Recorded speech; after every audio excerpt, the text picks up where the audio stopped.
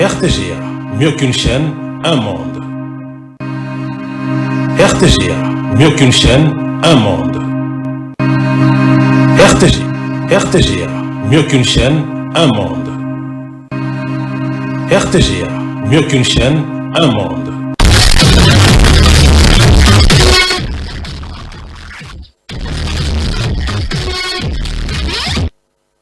Le titre Bel Ami, une façon également de rendre un vibrant hommage, un dernier hommage pratiquement à travers cette émission Succès de Stars. Nous essayons de faire de la chronique culturelle en général et musicale en particulier pour votre plaisir. Et nous avons ramené cette information. Si jamais vous ne savez pas l'auteur-compositeur de toutes ces chansons proposées, Bon Samaritain, Bel Ami, c'est Papa Noël Nédulé qui nous a quittés le 11 novembre 2024. Paix à son âme, mais surtout mes condoléances. Nous présentons nos condoléances à toute sa famille biologique également. Il faut penser à la famille artistique, la République démocratique du Congo. Le 22 décembre, mesdames et messieurs, il faudra vous rappeler que l'orchestre cher à Papa Wemba Fulangenge, Papa Wemba, paix à son âme également, qui nous a quittés à titre de rappel le 24, et bien sûr, avril 2016. C'était lors de la 9e édition du festival de musique urbaine d'Anoumabo, organisé en Côte d'Ivoire par le groupe Asalfo. Papa Wemba nous a quittés sur scène, mais il a laissé un groupe. Le groupe est attendu à Madeleine, à Bruxelles, le 22 décembre. C'est-à-dire les généraux de Papa Wemba, très attendus à Bruxelles. Il faudrait dire pour le 22 décembre, pour livrer un concert. Également un concert aussi pour rendre un vibrant hommage à la personne de Fulangenge, Papa Wemba, Pakalade Akuba, qui nous a quittés, mais qui reste encore avec nous grâce à ses œuvres qu'il a pu réaliser. Alors, il y a des invités parmi dans cet événement. On parle des artistes comédiens qui sont invités pour agrémenter la soirée du 22 décembre 2024 à Madeleine, à Bruxelles, avec les généraux de Papa Wemba, très attendus. Alors, il faudrait acheter vos billets également à Madeleine, à Bruxelles, pour encourager et venir festoyer également la fête pratiquement pour honorer cette personne qui a donné à la République démocratique du Congo une journée africaine de la musique Papa Wemba. Le 22 décembre, nous vous invitons tous à Madeleine, Mandeko Bazana Poto, na Bipai, na Bipai, Bokoma le 22 décembre à Madeleine, les généraux de Viva la musique à Barzalawana, et on ajoute également d'artistes comédiens. Il y a plusieurs comédiens avec surprise au Bengisi pour agrémenter dimanche soir le 22 décembre 2024 à Madeleine, à Bruxelles avec les généraux de Papa Wemba. Nous avons assisté hier, mesdames et messieurs, à une conférence de presse, pratiquement une façon de causer avec la presse congolaise. L'artiste musicien Blana Moussaka nous a annoncé qu'il est dans la musique aussi avec la presse qui l'accompagne. On a fait une conférence de presse avec des Joe Bangato, Star, Glody Akina, il y a eu plusieurs personnes, Magali Sissi, pour citer que c'est là également, qui ont participé à travers cette conférence de presse. Après la conférence de presse, nous avons assisté à un mini-concert avec Blana Moussaka. Blana Moussaka qui annonce également la sortie de son single Mobala Sony. Et ce single où il a immortalisé et dédié pratiquement à l'homme qu'on appelle Parking Abadjogo Fabrice Kintanvou. Ce single est sorti depuis hier à 20h, mesdames et messieurs, air de Kinshasa. Donc, retrouvez donc Mobala Sony sur toutes les plateformes de téléchargement avec Blana Moussaka.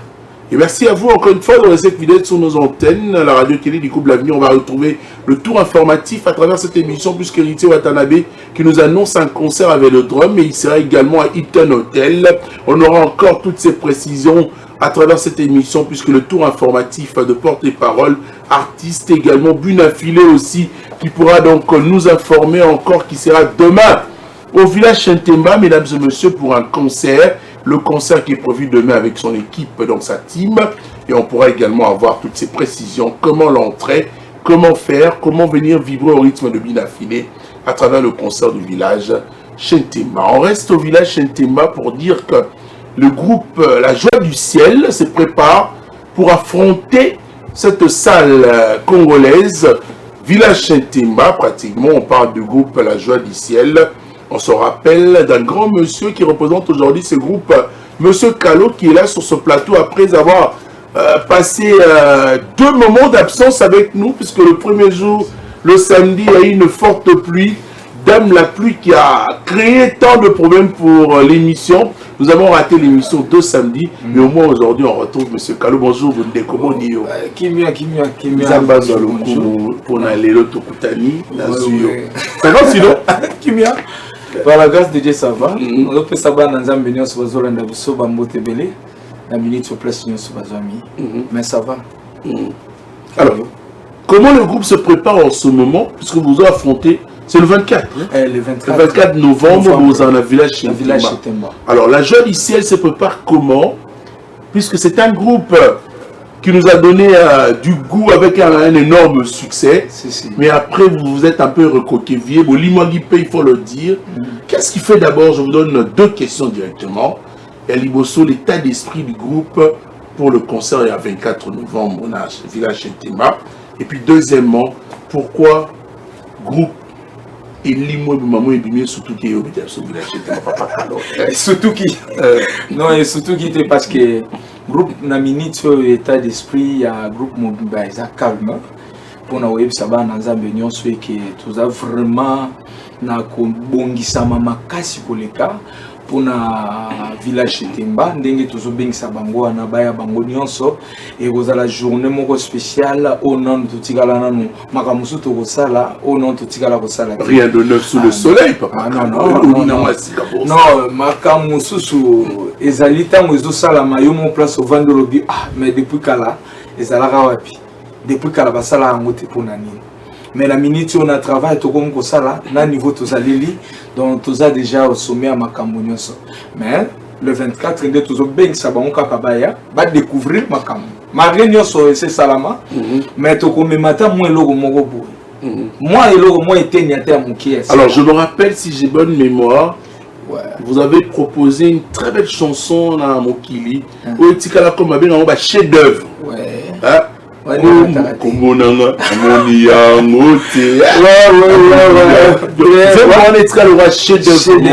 Et comment est-il référence à la joie du ciel? Il y a la joie du ciel. Alors, est-ce que na chentema to mona kombo ya souper kozala on a vraiment commis tout ça na moté po ba artiste nyonso ana bande ko nyonso ba yimba ba vocal wana bazali lokola moi mboule beti ya mo sali ke tout monde na ba ya te to ya na bango ensemble te mais à la prochaine occasion avant village Temba to pose occasion ko ya na bango sur na RTGA parce que RTGA ezolanda mamakasi na Villa Kinshasa wa pe Libanda et surtout na Canal Plus vraiment ba koya bango nyonso mais le dimanche là tout le monde ba kozala na kata podium mutuna mutu ayemba ba vocal na ye akoyemba. Mais quand tu parles de tout le monde papa Kalo na tchama polémique na maman Nzambe moi peut bien et zandenge le monde peut vous arranger ensemble yendi papa Flo c'est ça non papa Flo Kolokoso beaucoup la sauté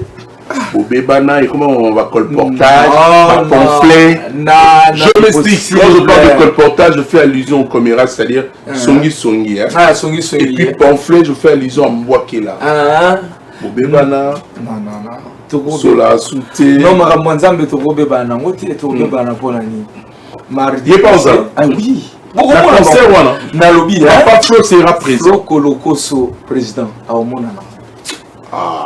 Mais l'émission, vous savez que je vous apprécie beaucoup. Mais l'émission, non, c'est un groupe je te confirme que les jours là, assis. Je te confirme que les jours là, Papa Flo il sera là. Ah ouais. Je viendrai uniquement d'abord pour mon aïe. Après on a continué. Mais comment serait l'entrée? Elle est gratuite? Non, c'est pas gratuit. Elle est payante. Mais ce n'est pas gratuite, c'est exactement moi et l'autre moi qui est toujours Senga. Allez-y, donc même ligne. Moi na balé. Ouais. Ce match est bétama. Patasport balba pour tout autant. Tribune, autant bon pas l'émission de la musique photo lo. Il y a des problèmes, il y a des problèmes. Il y a mon azul sabana Nzambe bazolanda biso sikoyo.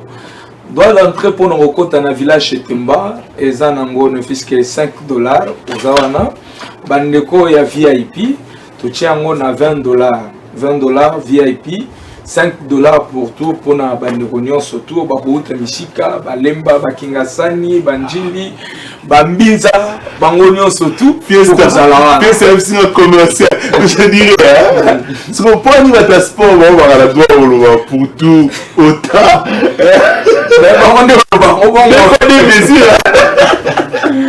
Nous sommes maintenant ça la culture. Nous devons être là pour la bonne marche de notre culture également. Nous serons là le 24 novembre pour vous encourager. Moi, j'aimerais quand même également qu'une caméra de la RTGA soit là. Une caméra présente pour accompagner votre événement. Et ça sera une bonne chose puisque la RTGA, nous sommes mieux placés dans le giron de médias congolais. Depuis l'avènement de la TNT nationale, la RTGA garde toujours sa place d'attente. C'est-à-dire, nous sommes bien suivis. Sur l'équipe de se tenir comme au toile. Et heureusement, je suis le seul journaliste dans le Congo, on me connaît avec mon prénom, nom et poste. Saint-Esprit n'a pas aussi. Parce que le programme Moussous après village Temba, on a dit que tout ça va programme Moussous. On a les conseillers à Zolanda Bisson à Minito, le conseiller Taylor Koubi, bientôt Canada, l'agent officiel. Avec Taylor Koubi, les conseillers. Et nous avons profité de notre manager, le Soussou, Séverin Kambi. Nous avons appuyé sur moi Makambu et qui est sur moi plus coup de pouce na Afro pour de façon que Makambu et déjà. Kala, vous avez un problème. Vous avez un problème. Mais na comprendre que une commission. Merci à vous. Votre dernier mot pour aujourd'hui seulement. Dernier mot, c'est-à-dire que nous avons fait place Vazali. Toujours 5 à la bino le jour où on a le 24 novembre, Bissonion Soto Zalawana 2G. Tous Zalawana Bissonion so Badiaka prête mandat, Senda, prête Senda. Nous avons fait Bantoma et Union so Bambote place Vazali, Eugène Kalala, apôtre Tchétchengoyi, apôtre Gilbert Nzakimwenda, notre apôtre responsable, apôtre Bangawe, Djani. Na maman Sylvie, bandeko nyonso bozolanda ngai tantôt bokoza la pebele bakombo monsieur Kokozanga, na président Séverin nazo peso bambote belé longona maman Liliana na Abraham Ilunga, vraiment le 24 mutute azanga. Nous belé la bino 14h mise en place déjà, 15h plus tard 15h30 to banda déjà tomati déjà à podium liboso na bino.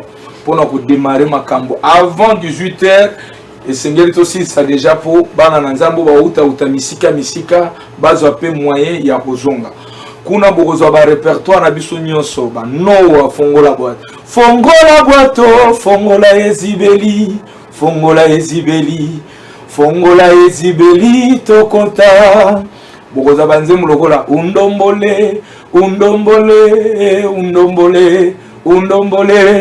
bokozo banzembu lokola tokotinga makaka bozotuna ngana zotingama pona ninye ngakalo nazotingama na bilaka na nkolo alobaki ake kobongisa esika akozonga ye donc oye ebele album ezali kaka tozobimisa nanu volume 1 et ozala kaka pona eza 4 titres nde tokopresente bino le reste volume 2 ekoya na nsima.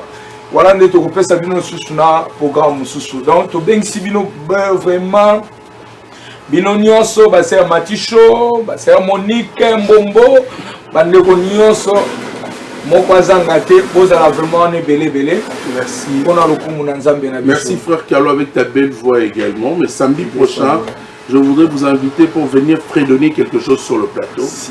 Hein, on fait quelqu'un mini live si possible. Pour une façon de donner encore une autre couleur et à cette production, parce que là c'est le 24 novembre. Ah bon, si j'ai bonne mémoire, le 24 novembre c'est en 65 également. C'est la prise de pouvoir de Mobutu, c'est quoi Excellent. Le 24 novembre 2011, le 24 novembre, le 11 et le 24 novembre 2024. Ouais, vous allez serrer là. Ah, je pense que vous allez faire un rappel à cet événement. Mais bon, nous vous invitons tous à être là, mesdames et messieurs, le 24 novembre 2024 au village Chentema avec le groupe La Joie du Ciel pour honorer l'Éternel Dieu qui nous donne ce souffle de vie gratuit. Si je parle, si je me suis réveillé ce matin, c'est grâce à ces dieux-là qui nous donnent la vie gratuite également. Donc, je pense que pour faire une deuxième prière et dire merci à Dieu pour tout ce qu'il est en train de faire pour moi dans la vie, je préfère être là le 24 novembre au village Chentema pour vibrer au rythme de la bonne musique chrétienne avec le groupe La Joie du Ciel qui sera au complet le 24 novembre 2024 au village Chentema. C'est aussi bien de commencer une émission avec une chanson, donc avec nos frères chrétiens, pour parler de la musique chrétienne pour la gloire de Dieu. Je peux encore ajouter un autre frère, lui c'est un homme de Dieu pasteur, qui pourra également aussi fredonner une très belle chanson. C'est le pasteur qu'on appelle la réserve de l'Éternel, Moïse Mbilé, sur nos antennes. On va retrouver juste après pour la suite. Retour au plateau après cet élément. C'est une très belle chanson. J'aime beaucoup cette chanson. Le pasteur Moïse Mbilé, la réserve de l'Éternel, un homme de Dieu qui nous chante également une chanson et Simbité. Ça veut dire qu'après toutes les attaques nocturnes, Otozouara na babandeko balingara bisote, au moins mutala mungi na tongo boebu akangelo face. Ah, c'est que comprendre na butu, c'est que méga yo simba gite, c'est qu'on a tongo. Comme nous avons une main invisible toujours, et sous Arabiso bandeko yo, tobika ranzambe biso. Soki nzambete, ah, mais tous les côté na mokilo. Voici donc une façon pour nous de rendre grâce et de dire merci à Dieu pour tout ce qu'il fait. Bienvenue à vous, merci de suivre cette émission. L'homme qui réalise ses paroles et qui est toujours bien avec les gens, bon à soin propre. Bruno Lubika, oui, maman Linda Lubika. Merci de suivre cette émission. Succès de ça. On va parler du groupe cher Viking Kesser et Ménéa qui nous a laissé un groupe pratiquement personnel également. Nous avons perdu beaucoup d'artistes dans ce pays. Yamine, notre Kansara, toujours. C'est ça. Comment Docteur Dekanaza bien? Oui, Docteur Dekana, bonjour. Azabia. Azabia, Zola, nous l'en fallait. On a mon tongo. Voilà, nous la grâce à la patronne. Ah, d'accord, on a ça. Avant, il n'y avait pas Tony Coco. Pas Tony Coco, là, du fait que les gens ont déjà dimanche. Dimanche, émission dimanche, ils ont la carte RTG. Gare centrale. Les C2 de 33. Succès des stars. Ce sont des productions de la radio-télé du groupe L'Avenir. Pour moi, ça me fait du bien que nous avons déjà l'information. Il y a groupe L'Avenir, déjà la 4 au 5. Émission d'Avenir. Bienvenue encore une fois sur aujourd'hui, samedi. Tu es chez vous, bien sûr. C'est pas important les cas chez vous. Donc, tu as des canapés, c'est pas important. Mon angaïto solo là. On a été, mon frère. Donc, c'est la musique, on a CBS. Tu as mis qu'il y a. Il n'y a pas dans la bouffe. Trop de coins de photos. On a pas mal le bec, mais le photo mon nom. Ah, d'accord. Alors, nous avons des activités pour la. Bon, merci d'abord. Nous avons une information en cas de qui tout ça la disque. Parce qu'il y a près de 10 ans, tout ça soit un petit bébé. Mais tout ça sur le disque, il y a une initiative à Docteur Dekana, comme on a Maratakapia. Ça veut dire quoi Maratakapia? Bon, Maratakapia, on a pour arc-en-ciel. De te dire, expliquons les débats. Pour les vivre avant décembre, il m'a Maratakapia. Ok. Comme on a envoyé là, c'est qui tu retires à Marambouté, quoi, Maratakapia. Donc, il y a un moment où on a envoyé Philémon Bolémé, le grand messieurs, l'homme qui se respecte, et Erika Bolémé, à Paris, et puis dans les Bélines, c'est comme le rumba familial. Parce qu'il y a un rumba familial, pourquoi? Parce que le rumba est responsable, le rumba est une sanité zatée, et puis il y a une idéologie, il y a un Béliango, dans le sens que, oui, qui sont réputation de son mot, Boabi, après ça, dans Jacob de Paris, c'est le mot, c'est un petit, nous, toi, mais c'est comme on les a Pédoula. Abi, ah, Pédoula Nandéni. Abi, tu as un montre que vous avez Pédoula, parce que nous voyons, Bakamona, Mobali, Mosé, mais la Mobali, Ozo mobile mozo la mobile ni ska yo mwasi na yi mais en fait qu'est-ce que c'est moi on a dit mais tu les kasai do jona ke place moi ça zo là moi place moi ça zo yimba moi ça yimbi place mobile yimbi on a yimbi rumba familiale na idéologie wana et aux anarata Maratakapia ouais to ko tonga kana Maratakapia donc Gladys Lopez a yimbi et puis ngapi na yimbi donc c'est ça côté où moi ça zo là moi ça yimbi et puis côté mobile côté là toujours moins extrait pour se séparer. Philémon Bolémé bolingo na biso eza ya kala moto nyonso akoki koloba na ndenge na ye balingi baloba tika bango baloba bolingo yanga na yo ekosuka awa te oteninga suku nani akoka bolanga na filemo Veta malili pe apio nanga. Merci. Ça me rappelle la chanson de Hassan. Voilà.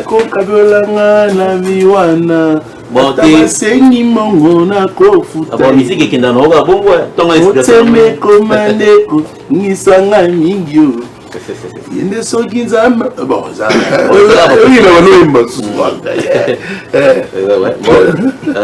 nabige tiamuke nabige na pesika kaba bambote na bienvenue maswangi bienvenue maswangi on a bien la force tranquille et puis na pesi la jointe des papa Philémon Dadine Bamba Ndombasi, la successeur du trône des papas Philémon. Et puis, on a passé sous Passi Maloisa, le boss Passi Maloisa dans le commerce, selon la tissia bien, dans la maison, ornant, tissi aux oies, tissi Kitoko, et puis les bains chaleurs qu'on a passé à TV Emmanuel Lungaro dans London, et puis Bin Saloum, la différence Mikili, on a passé Bambote, et puis Pi de Makaya, éternel, et puis Samantha Adi, on a passé Bambote, et puis bienvenue, Ballon, les mystérieux. Donc, Guy Basket Mondial des continents, la patronne Wemby. Merci, double continent, je te salue mon frère.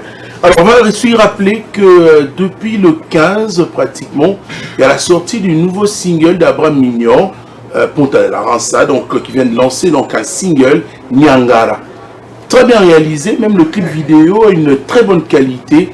L'animateur, à travers ces titres Nyangara, il est là sur ce plateau. Bonjour. Bonjour, bonne santé. Oncle, en tout cas, ça va, Nzambazo Batela. Tout d'abord, on a fait sa salutation à patron Nangaï Mignon Abraham. À partir de Mikili Kuna Kakine pour la finition disque Nabiso Ebimaki Bongo Lobby. Niangara, Waizakin, Ngane na Pessi Marambo. D'ailleurs, il très beau charge. Puis moi, bateau de commandement. D'autres, mon attend, on a bateau pour Naboto Lingoto. Tarangoto Zamboka, Monseigneur Dangwe, et Batutu Galouji. Merci. Il y a pas merci. Mais ce qu'on a encore, l'animateur va se soutenir parce que tout le monde gang a besoin de son 25e commune. Sur 25e commune, et comme un supermarché. Donc, l'animateur va y aller dans ce qu'on a. Exact. Très bien. On a dit qu'on a attaqué Fiti, très beau, on a dit vraiment là. Niringiri, on a fait des bébés, Jokanania, Niangara. Jokanania. Ah, Niringiri, on a fait des bébés. Commandant de chacun. Oyo Mokoto, Oyo Bambiri, Oyo Makanza, Nyangara. Donc, à la tête de la famille, Nyangara, les églises a fini à Papa Nabiso Koutino. Le bateau va venir Nyangara, a fini à Papa Nabiso Koutino. Ça, c'est l'église. Les Alakana, dans le mission de Maman Nabiso, Mimi Koutino, Moutazalakana. Emi Koutino. Dans Azalakana, on a fait ma belle, la Micho Banangoto, Basepeli, Banabumbu, Selemao, moi, Nabino, Yo Fiti, très beau, pour sa chance, disque de Mega Lobby. Tout le monde déjà n'a pas bon Canadien qui est déjà l'écolo leader Zakuna Koyana et Karaboui pour la préparation orchestrale matin. Alors que ce moment nous saluons. Je me laisse qu'on betanga na Ngingi. Pourquoi Ngingi est ma belle na yo oui. Bref, Mignon Abraham n'est pas l'artiste kaka ya Ngingi. Si. Yo parce que animateur mon beau créer. Il faut que nango la tamo non mais Kasavu wetona la babene bele roke mnoge nginyo ye kasavu obadisko oyo oshwe o papa Wemba akufa atikela biso bisola molokai batebele baye bate molokai wana na katsa molokai wana via ressemblant ba lettre initiale ba venue ezala na kasavu na kalamo dona matonge so ni katsa matonge tozana masimani oshwe lokolama kanda na India ko yo so ko kriwana beta mututo zo tamingi te to la rate émission ya ndule maître Zoza le faut mettre la pedi Pereira à l'homme à la barbe blanche faut bouquer maintenant dans le boko total maman pour mettre Zoza OK ouais ya Tony en tout cas merci ming en tout cas pour le programme on a besoin mouvement ça bon te répéter bon chaque mardi chaque vendredi bon on a une des trois. Tout la carana en tout cas batunyo subayaka to bengi bino boya bo consommer bon disque na biso sans plus tarder pour nous les na festival bambo très rapidement na coaching qui paye yo Guy Femba soit bière Gachel qui soka noble Cédric Mabele papa confort la chinaise Nina Oudjan embouteillage ingénieur Chukuma tonton Liebo directeur Epombo Aigle jaune Priscille Rocha Matade en direct à Paris Rifenko Takelelo Papi Biba, mais c'est les mères de Beaumont, en tout cas, la bâtiment sur Balinama, fait très beau. Beaucoup de soleil, merci, très beau. C'est là Ladi Maya, la bravo, jeune homme. Lambe Belé, Ladi Maya, la bravo, jeune homme. Nous allons parler d'Héritier Watanabe, Gbondonga Kabea, déjà de retour à Zongi, après avoir livré 2 concerts en Europe. D'abord, le premier, Zaki, à la scène musicale, à septembre, et le dernier concert, Zaki, le 8 novembre, en Belgique, dans Dum, Event Hall. C'était ça passe. Dum Event Hall. Bonjour. Bon, Bisson, on y a toujours. Bisson, ok, c'est pas tout. Ok, c'est pas tout. Donc, par rapport à Pité Sagé de Gara, bon, il faut minimum tout cas. Il y a un monde à remettre ça patron, alors on a un complexe. Au moins, à temps, boutin, un peu. On a une appel à ça, on a Bisson, tout aux ans, mis tout cas. Comme ça fait mériter, alors est-ce que tu peux bien aimé de Komoling ami, en tout cas, on a perçu mon mot de Mingi, Baïvazelaka, émission d'Abisso, section des stars, RTGA. Oh, émission des stars, non? Oh, on peut aller en tout cas, on a pas mal de motos sur la RTGA et puis dans les chaînes de Molingami, tant que sur la RTGA, aux autres qu'elle est déjà Wall Mikilia, Poto Bazomona Canon, évangile d'héritier sur les cas. En tout cas, on a pas mal vraiment les sous-patos dans la place Azali, n'a pas mal de sous les musiciens d'Abisso. Parce que il y a tenu qu'on compte toi là, Bamise va déclarer. Va déclarer Babi Moulungue, ça Moulungue moi été. Donc répétition, j'ai dit Moulungue Doki.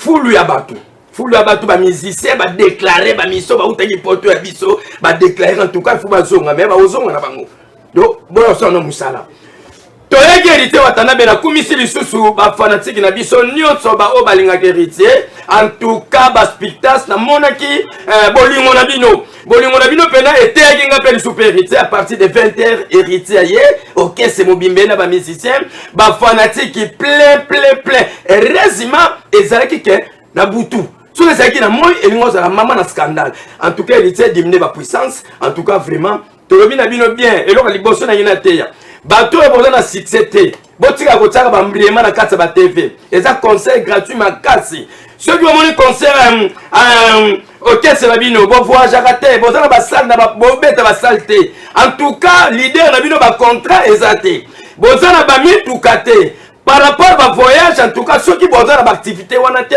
botika kabiso nde bato héritier, tous les kakatébé pour te faire ça. Donc, on soit moi, était ni évangile.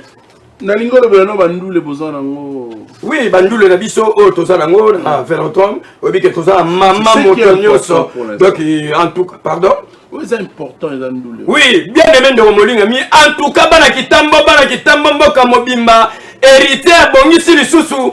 Milulu minene na kati na kitambo na velodrome de Komolingami tolobi le bino do mitema mabe botiki charge pas ya héritier et pourtant OK c'est na kati ya Kongo mobimba awa héritier beti auti poto sa kolemba awa le suite ozala ba contrat de kebele mais ba OK c'est le kebele do tika kaka batumi balé na mboka na biso Congo charge OK et ça bien té non mais papa na héritier na papa bouclier surtout ta sous papa na Kelina na papa Marco 6. Tout le monde a que non chance. Oui, kasi batu yo ba tse ki ça mal à l'aise parce que batu bazé belé. Et comme il a Congo mobimana ba contrat 2 personnes. Et ça bien été. Donc chaque peut se battre wala ba tata bana wana. Il faut pas payer ma paix. Vous comprenez papa le ritana papa la bouclier. Et vous même pas payer ma contrat les qui. Vous comprenez? Donc chaque musique qui en tout cas comme il a 2 personnes ça peut la bien été. En tout cas ba ndeboli misanga bo ça reste c'est fort. Et puis ba mélodie na bino il faut que la mélodie ni boye ba popo binisa batu. Merci. Donc ça c'était une évangile en quête. Donc autant dans le livre ya héritier Watanabe chapitre na biso ezali chimini verset na biso ezali Michael Simba. Kasi na Michael Simba héritier le bibo. Ndimela nga Michael Simba pardonna kokufa. Mama Ma oui.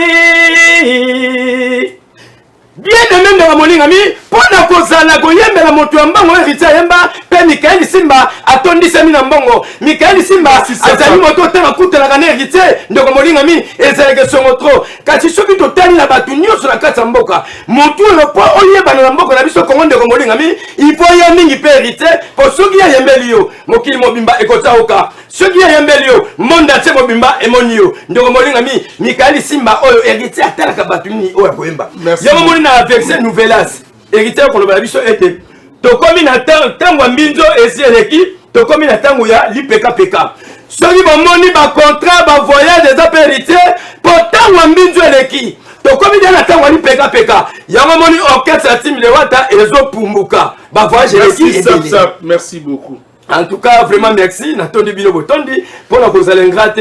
Na pamboli Junior Kwatamaja place Azali. Na pamboli o Adedentiala pa Mokonzi. Na pamboli Eric Furu place Azali. Na pamboli Maître Kazi.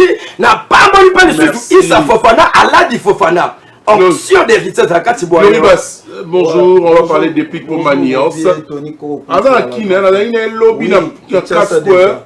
Et je profite de l'occasion pour saluer également le big manager, donc Messi qui est là donc avec plaisir pour le recevoir également. Donc on a une des pics pour Maniance. Lobby là, la Square, bien sûr. C'est que là, il faut tout ça. Là, il y a ouais, bah, ça m'a bien. Je salue, je profite à saluer mon boss depuis sa résidence. Papa n'a laissé lui, n'a brandi, il y a le boss depuis Pombanias.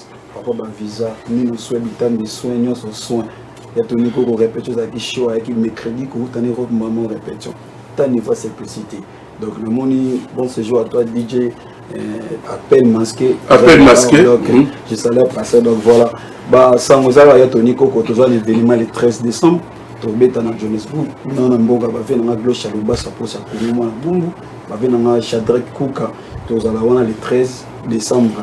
Et la séance répétitive, ça continue comme dans. Tu as lundi, dans mercredi, dans Bima mon pépé. Parce que ça va faire la bonne musique et musique à Kitoko. Donc, d'ailleurs, vous rappelez ce que vous dans la bonne musique, c'est de la musique quoi. Tous un album de groupe, Boss Lengaya, on a déjà passé un studio. La Glory Bass dans un titre moko on a album du groupe. Donc bientôt on a déjà programme il y a studio donc voilà quoi bah ça nous a qui roloba yangwana na profiter na pesa mbote pas venanga Gloche Aluba sa poche Congo depuis Afrique du Sud. Nous show dans Zamba Bavizan à Luanda, Yves Bachon aux États-Unis, Massana accès quoi Beauroi, Biscoirec, Fabrice depuis Paris, Châteauneuf, l'esprit de l'herbivore. Na pesa mbote na Déborah Zito depuis Bandalou, mon numéro dans téléphone ya Tony Coco plus 243 89 213 17 32 Tatia. Oh, ministère a fait ça moi. C'est ça moi du côté de mon il y a Yebi. Adam mais à la place mon hein. Non, arrêtez de dire des choses comme ça. Oh. C'est l'année. Non, Habib, il y a une orchestre. Moi, je parle de la musique. Ok, d'accord. Sois sérieux. Ok, d'accord. Parlons de miel de son. Parlons de miel de son. C'est un mot. Boni, des abeilles, ça va? Toujours donc les abeilles sont donc les abeilles. Il y a vraiment un sous dans la série. Tu vas TV. Allez, quand tu as la même souvenir de son la machine de guerre, pas possible de profiter de faire un bon week-end où tu as allé dans la Maison Blanche, dans la mille split, Mali les ébélés la chambre froide. Par là, je vois Babi Robert Ngo, Babi Clef Kabé à courir nos plus important que l'école Babi Maître Ike Kapouloussi, Babi honorable Papi Nabil, honorable Benjamin Nolemouang, un homme fort très puissant, Babi Tondolo Isaïe dans les marchés depuis le 11 novembre à 11h. Miel de sorte fanatique, basenga qui to miel tout. Basenga batlola Ortega Gestar Mbela basenga qui batlola Jabiban bajipe basenga qui siko bokili bango Tondolo natimba. Pour ceux qui m'ont tabini Tondolo après Fatimba siko. Parce que moi le musique moi et combattre ba comme le prophète banani siko là qui pas vite. Ce qui pas vite na incarna batno samba comme Rolanda landa. Tondolo ils sont déjà sur le terrain.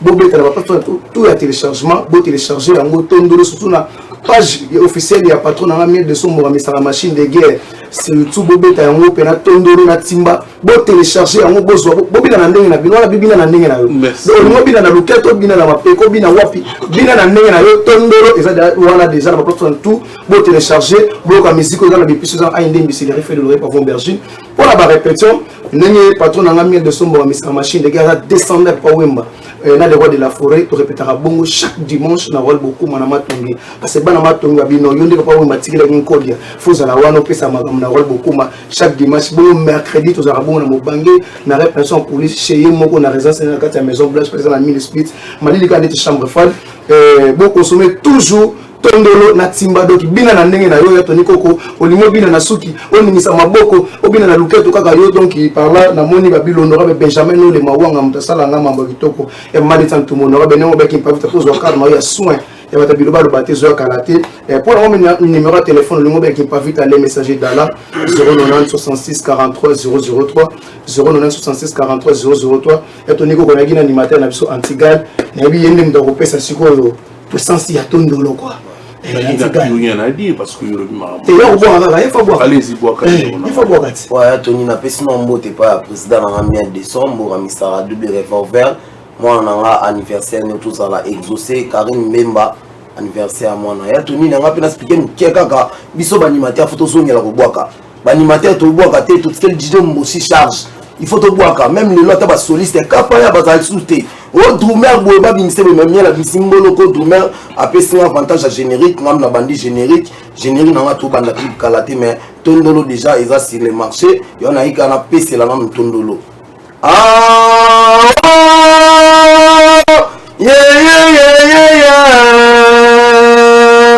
akuwantsonike tomata kutsoma toke kuwantsonike tomata kutsoma atondolo yankisiyaya mama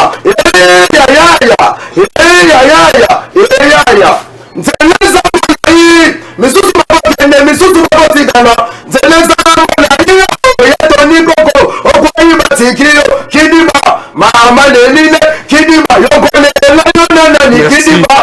Merci. Ouais, mais je verrais quand même qu'il a un affaire bien wanta. Pour nous tonga nina kilane. Oh l'omba banaimba. Hein? Prochainement voulez-moi l'homme ouais. Merci pour l'inspiration. On est fait l'homme va qui est manana qui Congo. Merci pour l'inspiration. Ça l'a oublié. Mais ben j'ai dit avec petit génie ba fouter biso to na tondo la Congo. Battement va c'est ba clip na blob égyptien tellement t'es biso to africain ba congolais. Au moins ba rafia ou non là t'es ba congolais. Mais je n'ai pas tout à fait le même de musique. Avec le même de gauche, ça il sont trop dans beaucoup parce que c'est icône. Donc faut s'arrêter. De parler de vous. C'est ça. C'est ça. Merci beaucoup. Merci à Tony. Ouais, le jeune DG Narcisse, PDG Baraka, Namoni Kuna, inspecteur Christian Massamba, Tibé, inspecteur Serge Le Mango. Merci. Bonjour. Bonjour Tony Koko Kuntuala.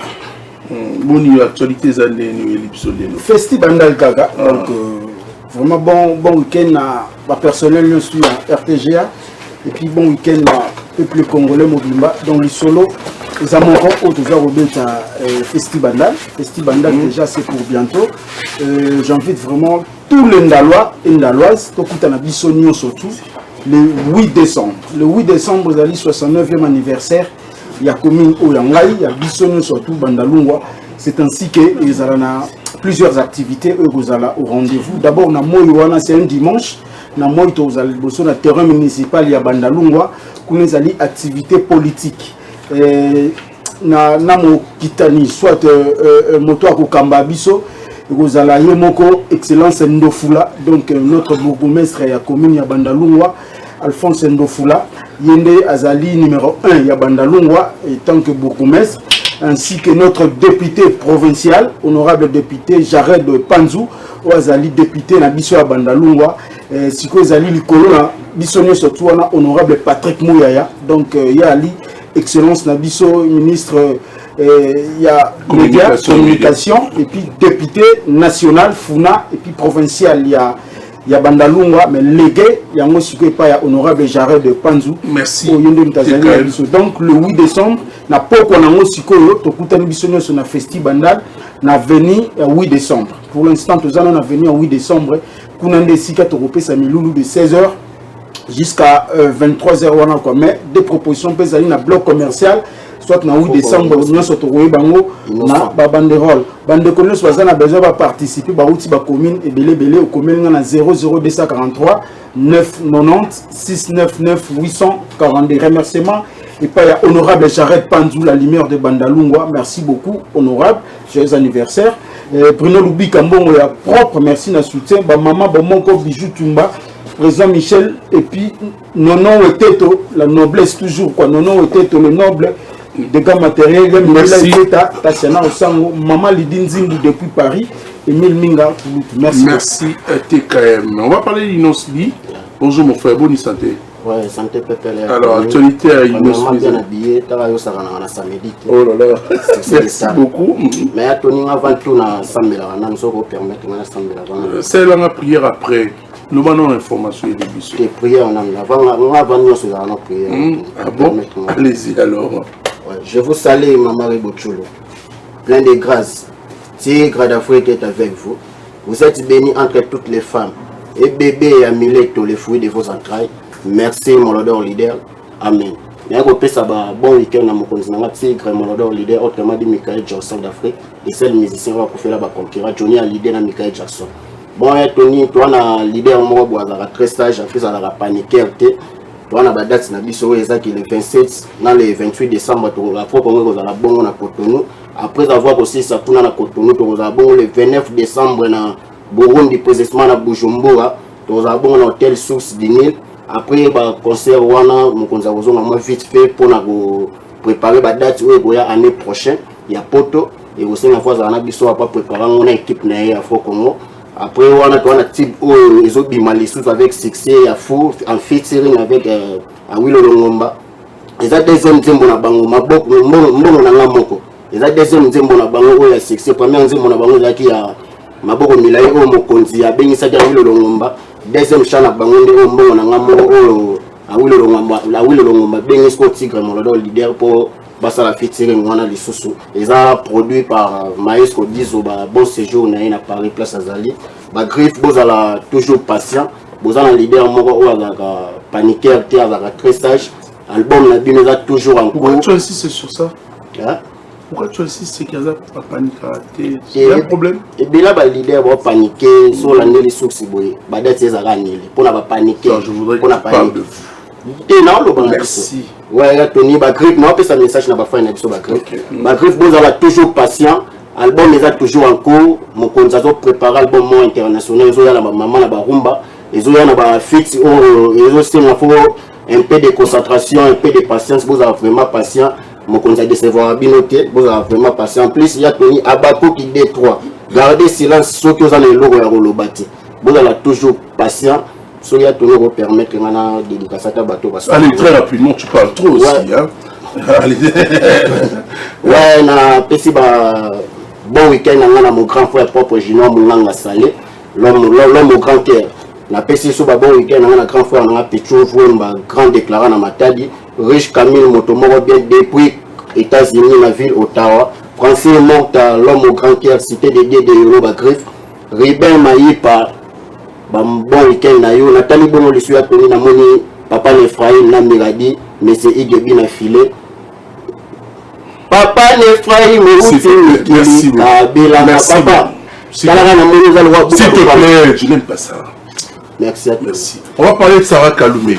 Bonjour, c'est ça? Ouais. Bonjour mon frère, bonne nuit. Bonjour à Tony. Santé dans mon pépé là, je profite de ce bon week-end dans la patronne Kouni depuis Dakar, pour ceux qui voient le ban à Dakar, à Kendagi, invité à forum Yabana, à ça la fin une semaine. Il y a le 23 dans le Bumbashi. Pour que sortie officielle il y a épée Nabiso SK Puni et le 29 novembre on a 8 titres et avant on a tout dans notre chanson rien ils allaient qui sur le marché et puis tu as qui na Diva après Diva tu as qui na single Nabiso ils ont annoncé épée Nabiso comme on a coupé Donc fan il y a bonne musique pour consommer na kupenda. Et puis le 10 décembre il y a Tony notre artiste Awazala Awanaki Awazala ba tournée médiatique na et puis on va tourner na avant tout à Kende Europe. Donc Queen gagne surtout bosé l'artiste na non Sarah Kalume le 10 décembre Awazala Awanaki. Donc le message est moi pour le moment Azana Dakar à Kena qui forum kuna Awazala une semaine et puis Awazala Lubumbashi le 23. J'aimerais bien la recevoir hein, ce soir. Oui, ça va y vraiment le 10 décembre Awazala. Le 10 décembre. Le 10 décembre na Anakin. Là je profite un peu ça un bon week-end nangai et pas la Fox One Erwin Ilumbashi na Rambo depuis États-Unis DJ MC3 Famix Barostar le patron de l'espace Bediel Namoni Silva Lemba les géomètres. Merci. Honorable Jérôme Bayemba Nabo Sanité. On a booking artiste numéro là plus 243 900 243 243 plus 243 900 243 243 ceux qui vous bengiwana beaucoup de manager Yannick Chamala. Merci. On va passer du côté de la régie pour récupérer encore les minutes avec Fiestambou qui réalise cette émission. Moi, je voudrais également saluer avec plaisir. Nous étions là le 11 novembre dernier à la fête nationale de la République angolaise. Nous avons fêté ensemble avec mes frères, Ami Nangaï, Talangana Minito. Il faut parler d'Éric Leta qui est en train de suivre cette émission et également en composant une collaboration étroite toujours avec l'homme qu'on appelle Junior Eketi Mantou, que je salue et je souhaite un excellent week-end en écoutant et en suivant la radio télé du groupe L'Avenir. Un message seulement à vous, je ne suis pas censé de tout pour tout le monde. On se retrouve du salon. Maître José Bolola, maître. Retour au plateau avec cet élément, nous allons suivre le clip Francis Colombo. L'artiste s'appelle Chinois, je rappelle, transfuge également du groupe Wenge Musique à Mésomère, mais il a aussi évolué du côté de Planète Élégance. C'est les chanceliers des Zimbabwe. Et aujourd'hui, il a jugé bon de faire sa carrière solo. Une carrière solo qui commence pratiquement avec un single aussi. C'est un maxi single pour accompagner également sa carrière. Chinois qui nous propose Francis Colombo. Bonjour Chinois, bienvenue. Bonjour, ça va? Mon frère Tony Coco. Ça va? Ça va très bien. Et le gars, tu es un réalisateur, tu es déterminé, les lois, ça, les pénales. Très déterminé. Qu'est-ce qui t'a stimulé à faire être déterminé ainsi? Bon, en fait, le logo est poussé dans la déterminé, les lois, souffrance. N'avant ni permis, il y a un grand leader, on a autant à combattre par respect. N'avant permis, il y a un grand leader, on a bénéficié de l'autre. Mais les lots, au travers. Pas où Hassan, tu n'as pas bénéficié. Tous les enfants, il n'y a pas où Hassan. Rien du tout. Avec Hassan, il y a de. Comment? Une relation marmisée belé. Ouais, là, quand on a testé dans le palais, on vient dans la mémoire. Histoire au bateau, on vient dans le bateau Bonyoko. Histoire au bien. Donc, nous, on a parlé, on a fait la test. Mais on a talaboué, on a une vision. Parce que dans la vie, il faut être déterminé. Il faut avoir la vision, la provision. C'est là que la vision, on a la monnaie et comagité. C'est là que la provision, on a la monnaie et comagité. Il y a un vendaki, on a déplacé qui, on a gagné Canada. Dès mon retour à Kinshasa, à Zungi, la Koutani sous la Babylone, Moussouka, Nenge Moko. Et puis, la Koutani Pé Soussou, là, le roi Francis Colombo a changé vie. Bino, petit nanga, il y a maman la musicien. Vous êtes chanteur. Parce que moi, je suis un chanteur, auteur, compositeur, écrivain, guitariste. Parce que pas vieux nanga, chancelier des hymnes de la planète élégance, je suis guitariste là-bas. Pour qu'il y ait Christian Schengen, moi, je suis remplacé, je couvre à Trouan. Donc, je suis un accompagnateur. Les lots, on s'est chemin en maille. Donc, c'est ça. Donc, chemin en maille, je suis jamais je peux. Donc, on a les Kisamuga. C'est Dieu qui change la vie, ou bien c'est une personne humaine, ou bien carrément, je donne la réponse peut-être, Dieu a ça à pour changer la vie. C'est Dieu qui change la vie à travers quelqu'un. On a ça sous yeux. À travers un roi Francis Colombo.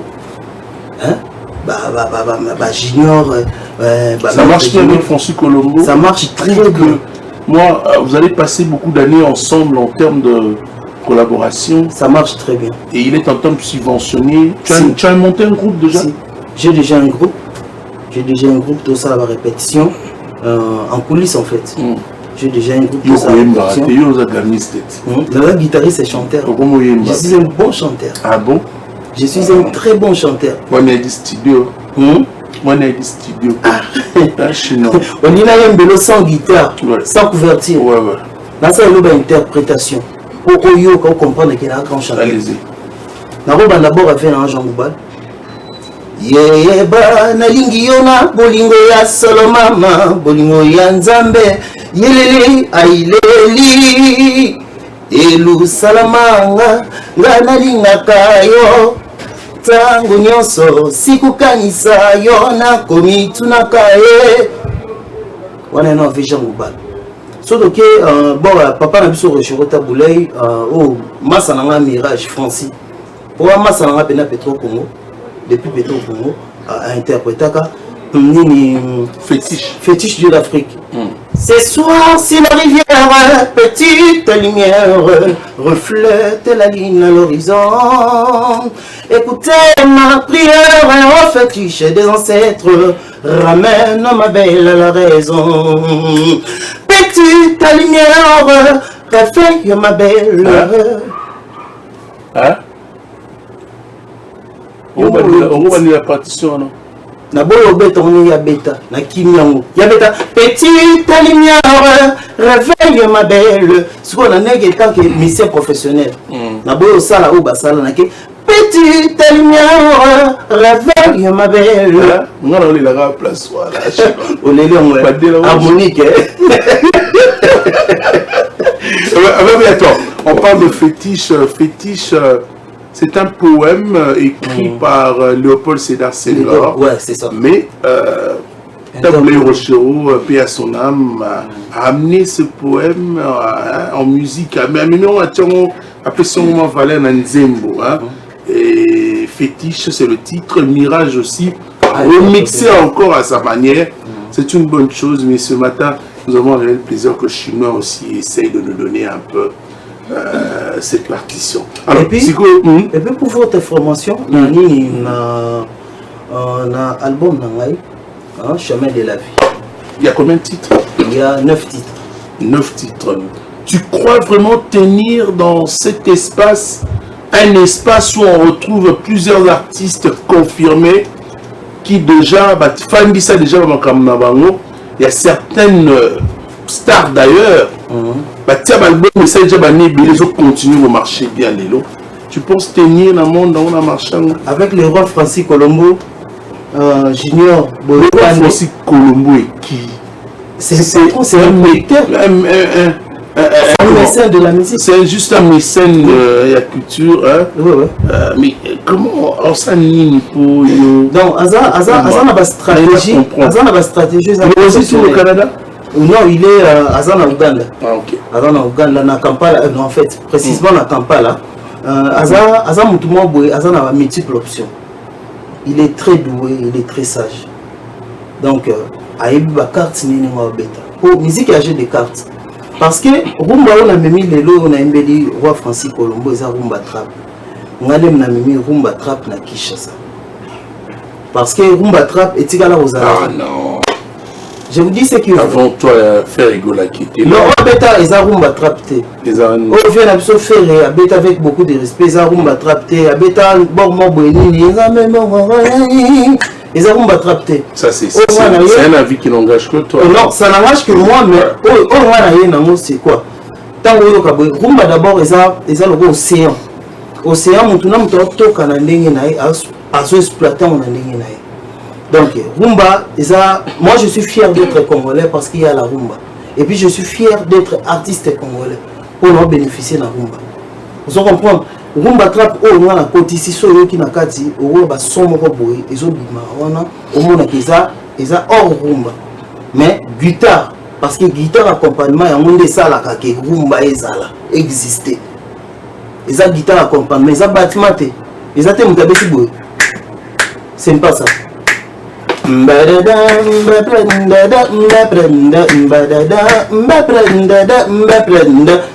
Dans ce qu'on a quatre, on a côté si bah idée, bah multiples options. Avec mon ingénieur, ailleurs maman en de bits, donc on a un grand ingénieur, donc il y a ma sécurité. PM Love. Merci Chinois, peut-être un mot à ajouter, puisqu'il y a Francis Colombo qui marche bien. Un mot à ajouter. Mais il faut tout sentir que Francis Colombo. Mais sauf ça. Oui, on va fort. Nabi, sauf ça, on a posé. Ah oui, ça. Pas tout le monde aux autres temps. Oui, ça. Ah oui, mais qui m'a ramené qui est bien. Il faut sentir Francis Colombo. Comment on a Francis Colombo? Je comprends maintenant le bâtiment chinois.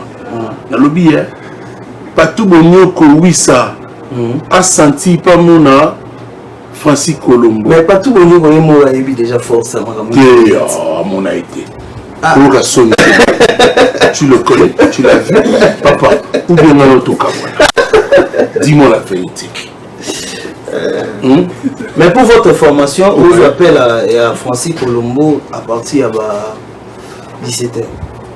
Si tu as 17h, on vous appelle là. Et puis, on parle, nous sommes en direct à la télé. En direct. Tu m'as provoqué tout en me disant un truc à la télé. Je jure au nom de On dirait quand tu dis quelque chose chinois, les téléspectateurs, on les est braqués sur nous et les oreilles. Et bah, on a tenu à 17h, décembre. Ouais. On est aussi là. Et puis ton routine de la route. Kylian Mushinga. Voilà, tu as blâmé si tu n'as pas papa Koulou, toi. Petit, on a Joyce Nkoko. Victor. Koko, on a petit, on a Glodine Koko. Dans lancer défi. Faut pas s'épiler là. Dans lancer défi. Le roi Francis Colombo, moi, nano yeyo, au Pessi Makambo, au Lokoti na balabala, au Basakana Kinae, et pas battre belé, yo le Pessi Makambo. Tony Koko Koutoala yo en azar en prison. Ça les lots en prison. Aux a présent. Ah ok. Ouais. Tony Koko Koutoala yo en azar prison. On va la faire Zambombo pas Zalina ba petit. Équipe Boumbe s'appelle. Ça les lots en boye. Na ndenge na mate. Na ndenge na bango. Si tu roma 15h, 16h, 17h, pas s'appelle. On peut s'en un numéro et puis numéro en temps où on rediffuser en haut. On n'a rien à rediffuser en termes de numéro. L'émission déjà sera rediffusée. Donc, c'est-à-dire que sur Canal+, sur la TNT nationale, sur Star Time pour faire la promotion de notre chaîne, sur Ascom Satellite, tu seras suivi plusieurs lignes à canaux à diffusion. Et diffusion chez nous. Au moins, Francis Colombo a un bureau mon costaud. On a bureau za costaud. La casa on a Junior Boyokan de Grand Monde. Azam maman n'a pas trop ma sécurité. Junior Boyokan de Aza yélim doit représenter Francis Colombo à Kinshasa. Donc et puis na 4 albums na nzembo na epeza 4. Pour ba grandeur ce qu'il y a producteur parmi bateau ba na bureau na. Pour parce que grandeur na on a édition bon. Junior Boyokan de Aza 4. Merci. Donc c'est un patron. Le match le passe c'est pourquoi Mushinga? Pardon? Le 20h aujourd'hui. Alors quand je serai avec mes petits Rachidi Makassi, Mushinga Zakwani, Clévy, ma confiance, Choumou Mami l'histoire mon condi, Brandy Bonde, pour suivre également le match de notre équipe nationale à 20h et aussi pour essayer de souhaiter un heureux anniversaire à Doris Kaembe, grosse moulir, n'est-ce pas Choumou? Et aussi penser na mwana ya ndeko na ngai elongi kala mwana na ye comme na Louisette Tumba azo fêter anniversaire na lelo donc à 17h déjà na ba wisa tozane sengo na 21 total match au chinois lobi na télévision. Merci chinois. On va s'aimer. On va s'aimer. On va dire au revoir dans le on va s'élever bien sûr mais non c'est plus pour le papier. Moi, je peux se 17 ans.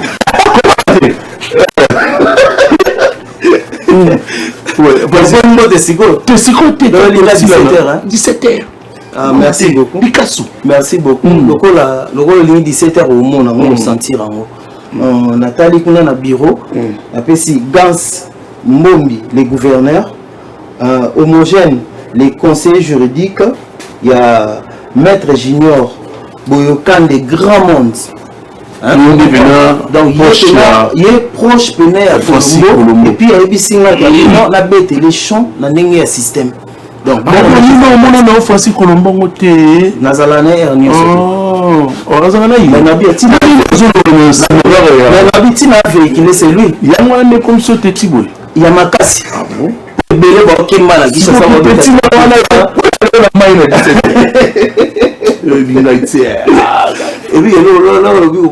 na mai to dédicacé vers la vision fali pour pardon ça la rage à ma sécurité ça rage à ma sécurité et puis na pesi ba spiritas tout mbote. OK. Donc et puis so na spiritas ba omina ba warrior na bien na za wengemen si on so ke kota ba golo ba komona ba villageois te na na wengemen et tant que wengemen je dirais ceci na wengemen na tala wenge musique à maison mais pour finir na biso fallait les gars à maison mais au téléphone ah viens à biso faire pas les cas mais ce qu'on a ba ils a vie na ngai on va pas rester sur ça que moi ça et puis na pesi un junior Boyokan des grands mondes so de tali kuna to monde la madra hein mi chouche hein mi louche donc Boyokande mi louche Boyokande mère suprême na moni vie na René Bonganga le président de tous les bembistes Venanga Papus Matata. Donc, tout le monde ici a maman on débite mon ingénieur. Et puis, na quel sous na moni maître Koba, il y a Tchangou en direct à Tchangou, champion feu rouge Mukebai. Merci Chinois. Merci de venir. La porte elle est grandement ouverte. Je sais. C'est ta chaîne, c'est ta maison. Merci. Tu vas nous revenir seulement à 17h pour régler les problèmes avec Wissa, pas tout bon moko. Pour le côté là, ça en a terre, on va peine, on va voir ici. Soyez au bon là. Mais téléphone a des toboga pour naï. Et bêta de na kanobou. Ah, ça y est, 8485 messages. Allez, moi à Francis Colombo. Maman, on a 8486 messages dans 2 secondes. Mesdames et messieurs, la rumba congolaise a été inscrite, bien sûr, au patrimoine culturel immatériel de l'UNESCO depuis le 14 décembre en 2021. Alors, en cette même date, le monstre d'amour Félix Oazekwa sera donc à Adidas Arena. Il sera à Adidas Arena le 14 décembre et comme invité également, Fally Ipupa, il sera là présent puisqu'il est né aussi le 14 décembre, Fally Ipupa en 77. Force à toi, le monstre d'amour, Félix Oazekwa pour le 14 décembre à Adidas Arena. On va se retrouver juste après. Retour au plateau après ces spots annoncent déjà et c'est pour le concert de demain dimanche, le 17 novembre 2024. Retrouvez donc demain un événement, si vous voulez bien, une journée dominicale qui annonce également une musique qui sera pratiquement dominicale et douce pour vous accompagner demain. Une façon de effacer les stress accumulés avec Hugues Bunafilé qui sera pratiquement avec toute son équipe au village Chantemba. Hugues Bunafilé nous revient de l'Europe après pratiquement une semaine déjà à Kinshasa. Mais c'est un réel plaisir également de recevoir l'artiste. Tant on sait que y a samedi à l'élo, ou on a connu les kaki, où il était dans la vie. Oh, il gagne pour la ligne. Qu'est-ce qui s'est passé? Mais bon, on a monio dimanche. Ah, on a mis le bien à terre, ça on a biso, c'est bien. Et ça là, biso, et c'est un moment. Sinon, ça va, c'est la santé. Ouais, par la grâce de Dieu, ça va et. Na profité na pesa ba bon week-end batuna sur la mission surtout ba adorateur ba fanatique qui a monsieur Hugues Bunafilé et ba bon week-end dans mon place ba. Alors, vous êtes déjà dans la ambiance fièvre one air concert à Lobina Village Chantemba, c'est-à-dire puisque ba fanatique nayo comme on a après ton retour après la scène musicale puisque tu as été l'un des invités d'honneur d'Héritier Watanabe. C'est une bonne chose, hein? Ça a été comment? Et ça, j'en profite pour dire un grand merci à mon grand frère Héritier Watanabe, surtout pour la considération. ça n'a pas été facile dans tout organiser concert naïe. Le lot est comme c'est comme la 2 heures du temps pour être à concert, tout ça m'a animé au côté sur le projet en tout cas. Merci Bélé Sika et puis merci dans la team Wata Mobimba et puis Spiritas. En tout cas, ils qui bien. Tara Oyemi pour dire le roi de la forêt. Ils arrivent bien mini en tout cas. Et puis bien on est là qui est bien invité par Zara. Et là invité au Sogo, on va inviter la liste Pendoul. Le coup de bien a fait la match micro plus de 6000 personnes dans le Nzembo Oyemba. DJ Mosha ya tché les sous yini. Tant au grand prêtre les sous en train de yindi. Et la team a déjà contre l'icolo. Voilà. Alors ça c'est une bonne chose, cette étroite collaboration, ce qui fait, ça prouve que bien affilé a quelque chose à donner là-bas. Parce que mon temps, mon côté, son réalisateur, il me propose une chanson à Ocha. Moi j'ai demandé Destin. Destin, voilà. Tu as plusieurs œuvres, un ça là, il y a le Hugues, un ça là, Hugues bien affilé. Que ce que là on est banderole, c'est on est iftilulu, banderole. Comme et que Batubaya vers you. Alors, invitation bon sous son Europe. Comment ça s'est passé? Comment as-tu tissé ces liens pour te mettre à la scène musicale? Non, j'ai été contacté par mon vieux dans respect. En tout cas, mon frère, nous avons besoin de concernant le 21 septembre, nous sommes à dispo. En tout cas, ça allait un peu bien. Vu que nous avons préparé déjà voyager pour ma studio. En tout cas, nous avons bien pour les 19, nous avons les 20 et puis nous avons un concert. Après, on a un petit calagi sous nous avons enregistrement l'album, nous avons bientôt Victoire. On a 6 dans la zone. Parce que la famille a pensé les amis pour informer l'album de Bissozoya, titre de Victoire, Maître Obimisango, un système trimestriel. Donc 3 mois après un moment, 3 mois après un moment, 3 mois après un moment. Et puis la masse tapé dans un orchestre, on va appeler la bande. Donc tout ça, il y a 2 albums à la fois. Il y a un Victoire, il y a un master, toujours boulant. Toujours boulant, il y a un titre boulant. Titre de l'album, il y a un master. C'est toujours boulant. Titre de toujours boulant. Donc, et maintenant, Ephraim Musique présente l'album du groupe Toujours Boulang. Voilà. Alors, comment tu vas faire pour les 2 albums sur le marché du Mandela, mon? En tout cas, on va s'occuper de l'album de Naïa. Tu vois, parce que j'ai eu Vesilou, Papa Prince Matoum qui est mon manager, moi je vais gérer Ephraim Musique. On va s'occuper de l'album, il y a des musiciens. Oui, ils ont combo toujours boulant. On a un tempo, on a un zembo, on a merveille, compa, biki rouge, ben, un filmico. Par exemple, on a des bateaux, on a un zembo. Te voir, tu as ce qu'on appelle Laura. Pourquoi Laura est bien affilée avec l'honneur d'une invitation particulière venant d'un ministre de la Justice et de Sceaux? Aucun qui ou assisté à une relation invité, mais l'état général de justice, malheureusement. Pardon, la course a raté. Ah, d'accord. Ah, vraiment. La course a raté. J'ai été contacté, mais malheureusement, bonjour artiste, je comprends, ce n'est pas grave. Nous avons encore le 13. Vous êtes bienvenus. Donc voilà. Bonjour messieurs, j'ai toujours votre invitation. Vous pouvez venir au centre financier à 9h30. Et je voulais sur place, la cérémonie commence à 8h. Voilà. Qu'est-ce qui s'est passé après cette invitation? On m'avait contacté, mais j'étais en Europe. Voilà. Donc, je suis Datamoué, secrétaire au cabinet du ministre de la Justice. Ok, d'accord. Voilà. Nous sommes ça la chose à l'invitation. Et ça, on va là. Voilà. Mais nous avons bêté dans le loboué.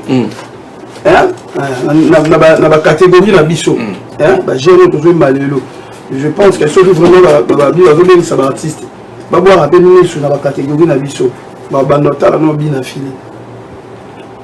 La catégorie de biso. Catégorie de nous années. La catégorie de biso, ça va. Bando ça va dire 2018 2020 2021 voilà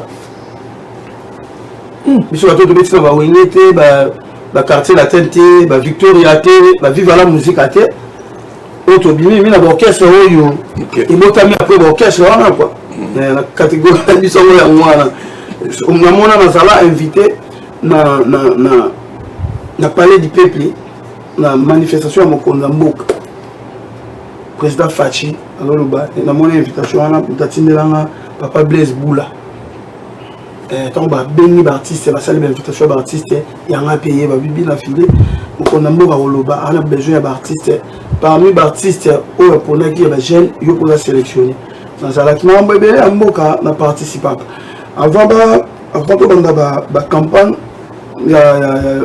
campagne électorale ekoleka na mois de décembre tant parti na biso ezanga pouvoir ebengisaki baartiste j'ai été aussi sélectionné tozalaki wana bapapa Redi bapapa Félix nazalaki anga mo donc il faut rappeler que c'est un artiste il est apolitique mais orana ezosalaki azala invité na officiel après naomona Ibrahima namo basuka voilà après naomona bamo basuka babengi mpe nanga Ibra na suka na masuka. Pourquoi album Victoire?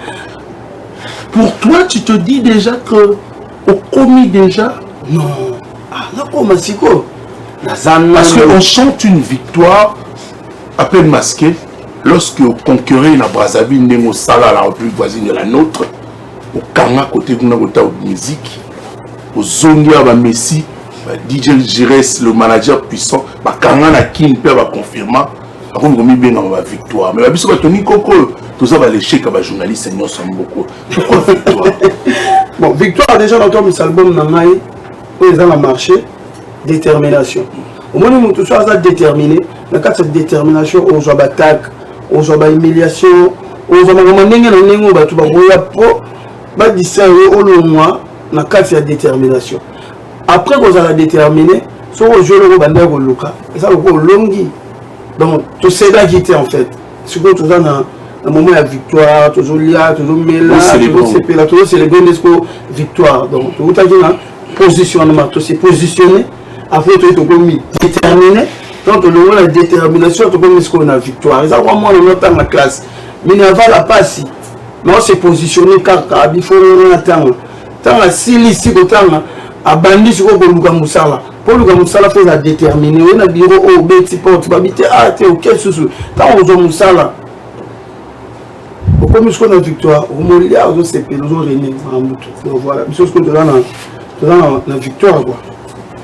Alors, victoire qu'on pourra entendre encore, si Barabani prochaine. Normalement, mais déjà, avant tout, comme on a fait, nous sommes un moment titre dans mon parcours. On a eu les réseaux sociaux déjà. Voilà. Il y a si des athées à le monde à l'offre, tout Balugara. Voilà. C'est monnaie bien. Donc, confirmé, il y a le Rokoma, il y a Moutoumoussous. Ex, il y a le Rokoma confirmé Moutoumoussous. Célibataire à lobby, le Rokoma marié. Mais marié à le Rokoma peut divorcer. Attends, divorce, on appelle la poste de Sougobala. Dans le monde de l'offre, tu vas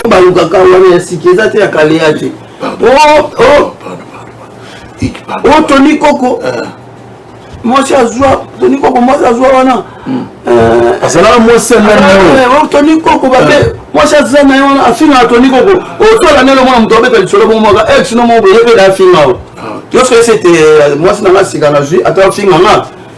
Yo otonga ngate yo to la no finganga donc ba ko finga na ko finga na formation ndo pianga donc le lobo ata moi ça finga na mo normal pour de formanga ke ko finga ni ala na bolingo ko swani ala na bolingo donc voilà mais la ligne la bête non mingi que c'était lobby dimanche le 17 novembre. Tout ça, la village chez Temba, concert barbecue. Et d'ailleurs, tout le monde à 13h. Tu vas vraiment ébélé et puis on a profité de ça. Pour notre table, table qui est à $200. On a profité de ça. Merci à son éminence, maître Kazi. Kazi Terry. Il y a joué des tables. Salut également. Et puis, papa Zéphirani en Est-ce que Emmanuel Maemba, bassin à manga, joker, la carte qui gagne. Il n'y a pas eu de table. Jojo Zoro, ya utikutu matadi, délégation matadi, bazana ba Mitterrand Sangilwa, ba commandant Freddy Sentira Bajika, ba J d'Orange, maître envoyé. Maman peut ba jouer ba table na bango. Tala la table moi ils ont $200. Mais na minute on est sur ma bezali. Merci Nzambe non salanga grâce na zarana batu o bazara. Pe men na ngai bon, ba cadre mode business. Ba payer ba table, ba Mitterrand Sangilwa, ba Joris Konka. C'est belé, Francis Moua, autorité morale, Taïlo, les banquiers, président Igenzinga, non, il y a pour la rouge. Donc voilà, dollar rouge en tout cas. Il y a lobby, et là on aura $20 à PAM. VIP, $50. Tout la limite tablette comme $200. Voilà. Donc il y a la musique éducative, musique à M. Hugues.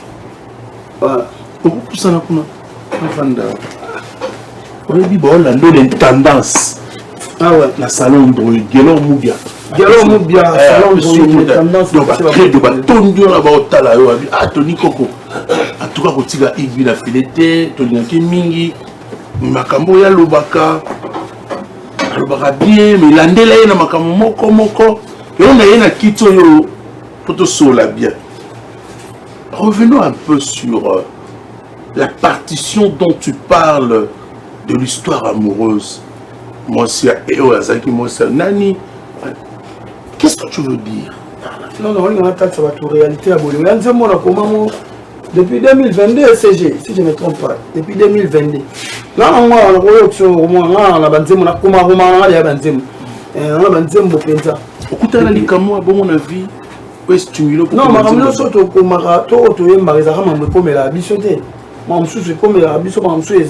Nzamba appelle inspiration, mon frère a telle réalité, mon kilinde, les cas, tout ça. Bisous là-bas, l'évangéliste, tout ça on a pas côté là-bas. La banzem beaucoup, ça peut battre un message aux réconforter bang. Donc voilà. On va appeler histoire na yo, na komela yango nzembo. On va appeler histoire partout bonyoko, to ya fiesta mou, na komela yango nzembo. To ya DJ appel masqué, na komela yango nzembo. To ya manager Jires, na komela yango nzembo. To ya manager Alvin, on va passer. Na manager Jires.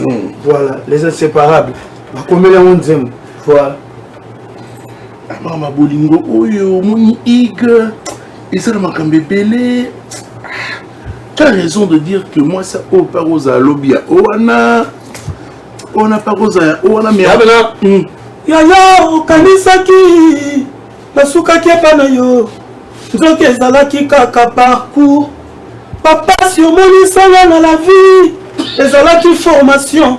Ouais, sika nazalelo nazalales. Ata okina zibolima sika. Enyokoli na lisusu. Kotonga ngate onyokola ngana kala. Ata okina zibolima sika. Esambwisi nga lisusu. Koseka ngate osambwisanga na kala yope. Ya sikeza te o ya kaleza te.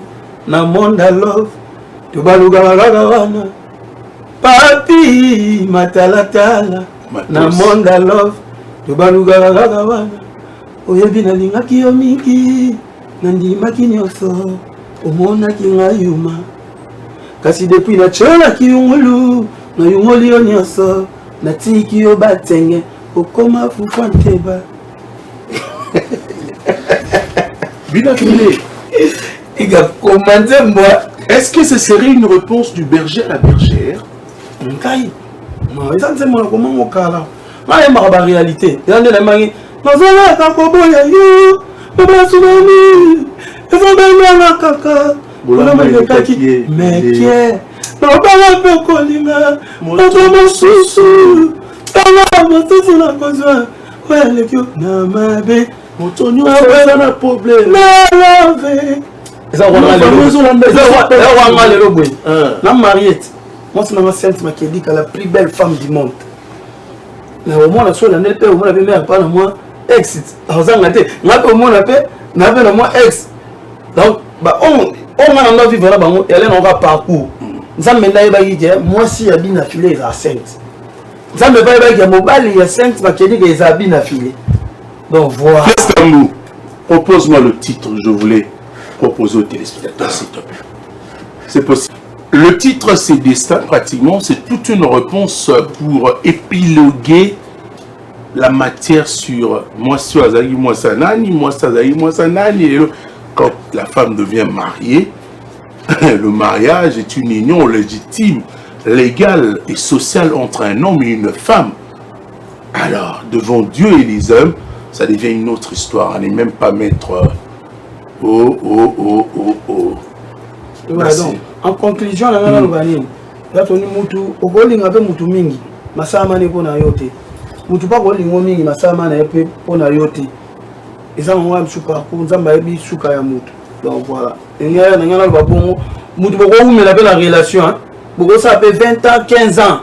Mais nzamba yebi ki a élection na parcours, jour okuta na nana mutu na ye. Maman m'a mbeki.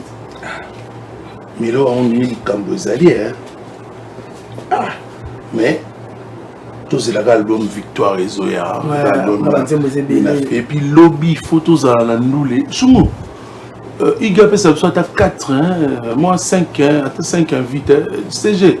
Nous va presse, chou nous va presse. Tous à la on a tout les ça. Et puis on presse ça pas battre. Alors on a presse la pressé. Presse la pressé. Ça tout va pressé va filmer à l'oba. Pressé. Mais pressé gaga, biso ba sala émission la chombo pressé. Mais comme le on va presse, autant que l'on batik. Donc tu on tala on appelle la matière. Biso va pressé donc on va me gagner aussi là. Oui, le 4 décembre il y a un événement. C'est l'homme yo bandango. Ce que moi on a collé comme il a 5 ans. Bah j'irais bon ça là ce 5 ans là bango. Il y a la team Lokito. Ils ont le 4 décembre. Ouais. Quel est le message que tu peux apporter à un enfant que tu as vu naître, vivre, qui grandit jusqu'à la mort? Ouais, déjà, message à l'émotion dans le ça. Ça va félicitations parce que le débit avec la communion, c'est sa facilité. On a 4 débit na la team Lokito. Bah bimé ça qui l'énergie na bango, bah force qui, bah yebagi nini o bali ko sala pour le pesa biso mouvement et pesa biso. Donc le lot, bah comme ce qu'on étape au football que la banque va flair. En tout cas moi na botami, moi na comme tambola, bah on peut pas comme la victoire. On peut pas comme la victoire. Donc voilà, on est en plan na biso pena. Bah là parmi bah la team Oyo et changa be point na événement na ba musika ba concert kuna honorable Paul Bindu kuna pena nzela route matadi ba ju pena ba taxi ba en tout cas on moni na on boire toujours liso mais ndenga professionnalisme yebira mais Rosal. D'accord. Je vais prendre un moment de saluer les gens également entrés dans une zone qui pratiquement donne l'impression d'être de turbulence. On dit bonjour ou bonsoir à Bruno Lubika, c'est long. Mon soin à propre. Nous n'oublions pas de saluer avec plaisir Peter Tiani qui est en train de suivre cette émission, mon frère. Excellentes conditions télévisuelles. Président Touya Zingeti depuis Paris. Hugues Binafilé on a plateau. Il y a également Tadim RNF depuis les États-Unis. Kojak Kabou à Dallas, les États-Unis. Maître Dadi Kaya, on a Paris. Bien RTG en Absurde. Emen Zinga, Yann Pakos, Ange Chabola, sans oublier Patou Mokonda, Yoyo Casserole, mon ami, Yoyo Bibakati, Nenge Tobetaka, Igbina Filé. Trop de problèmes. Hein? Kevin Lemene également, la fraternité quinoise. Il y a Grady Makola également. Le président Alain Boussi. On va profiter de Priscilla Chala, Balita. Moi, c'est Pembe Priscilla Chala, Balita. Il y a le village chez Temba. Et puis, la bande de sous Priscilla Chala, Balita. Et puis, Nathalie Just Coco. Il y a également un ex-aimé confrère à moi que j'aime beaucoup. Nous avons même animé hier une conférence de presse avec lui à Blana Mosaka. On a de l'émission. Oh, Blana Mosaka, Joey Star Bangato, j'aime sa façon de présenter ses émissions. J'aime bien la Wakanda d'ailleurs. C'est ça, mon iPhone. Il y a un partenaire qui concerne la lobby. Ah, ok. Donc, bon, on avait un iPhone, on avait un Gaïa, tout. Donc, il y avait un depuis. Et puis, il y a son 4 tables, hein, c'est 4 tables. Le table, moi, il va 200, avec on fois 4. Quand on a l'objet dans un an, quand il faut un lobby assis sur au Kabbalah, on va chum. Mais il faut la première déranger pour un iPhone. non, la chance, un film qui display au bébé, ça le wana. Autant d'où quand il faut un service à Marambutu. Au câble bébé qui travaille, il faut un PC. Changer display. Au bout de siwa. Si on a joué dans la FIFA, si on a store. Bon séjour, bon retour. Ouais, on met Jika. La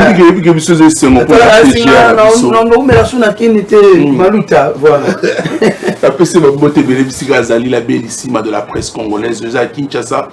Comme mon frère, et mon frère, mon ami, ma soeur. On revient sur ce plateau, mesdames et messieurs, également pour saluer le bâtonnier Coco Kayudi Misamou. Et nous félicitons également ensemble pour la construction d'un hôtel luxueux à Kenge. Maître Coco Kayudi Misamou, excellentes conditions télévisuelles à vous. Hugues Binafilé, succès hier dans mon bébé. Ouais, bien sûr. Les tuyaux, tu es en train de passer dans des tractations et autres. Comment tu trouves d'abord l'étroite collaboration aujourd'hui de ton ex-patron, Na depuis pour Manions, avec un album qui s'annonce Les Inséparables? Normal. Ma félicitation, ma courage. Toi, c'est l'amour. Il y a Joey qui est en train de me suivre, que je salue encore, mon frère. Vous êtes Les Inséparables, c'est trop bien affilé. Quand Fabregas parle de la guide, qu'est-ce qu'il dit? Qu'est-ce que je dis? Excusez-moi, le guide de sa génération. J'allais parler de la génération féminine, hein, le guide de sa génération. Et on a qui dans la guide, tu vois. Il est le guide de sa génération. Après, ça n'engage que lui. Aïbi, point fort, on a point faible. Tout le monde est libre. Il y a remis sa place à Lingi. Et là, on a limite à péché. Et ça peut évangile, il faut que soit dimanche, mais ça peut pécher. Mais tu ne reconnais pas ça, toi? On a un guide, on est logique. Parce que si on ne peut pas mourir, autant de la science, on ne peut pas mourir. Il y a un qui début de copier mon ramener. C'est la façon de parler à l'époque, c'est vraiment guide. Parce que il y a le long appel dans l'orchestre, il y a la mission sur le Lukaïm Balouanga, Alubalugulanga, tout ça. Mais après, l'objet qui est mission dans le long a commis à Oumsama. Mais lui, pendant tout, mais là, on a été salvant au boya. A zappé, na toi, au le bagage à guide. Parce que mon tout faut amener comme ça. Tout le monde a un mot à homme dans le bi. Il y a code à mot isaïe. Il y a William Mouchen. Code à moka. 00242. 43, pardon. 00243. Est-ce que tout le monde a le président? Il y a le babo on est nini. Code à moka. Le beau carabo bête film. Aïe, pourquoi? Alors, barabon. Donc, mon là, mon tout. Aza, vers la société de Canal Aza souverain premier. Après, comment on a sorti au mi pesa? Nous avons libre au mi pesa comme maintenant, ça a 4 si. Parce que nous avons des détails. Comment on est? Ah, détail, ah, c'est quoi? Comment? Place où on a raison, mi pesa la combo. Mais place où on a raison, place où ça va bon. Donc, pour nous, place, il est libre. Mais Aza libre, mon tout. On a besoin de fan là. Quand on a fan là, c'est bon. Non, on général, il y a des missions congolais. Oh, et ça va ngaï. Au milieu lobby, mais il y a bien des fallait les kinga, faire les kinga, éviter les kinga, mais la lobby n'a ngaï. Ok. Comment ils sont? La lobby n'a raté. Et ça, ils sont montés. Mais la lobby peut-être que tu bandim. Bah, on peut pas l'inganga. Net ba Sami chauffeur ngaï bon, Sami Foma, ba John chauffeur conscient, ba Rochelle, porte-parole ngaï. Ba Khalifa, ba général, Jenny, Kaiser bon. Général, on a venu le chèque à tous les journalistes, ça passe. Papa, je vais aller moto pamba, les chèques n'a vu pas journalistes sont là. Il y a tout ça, il y a Tony Ngana général, monsieur congolais.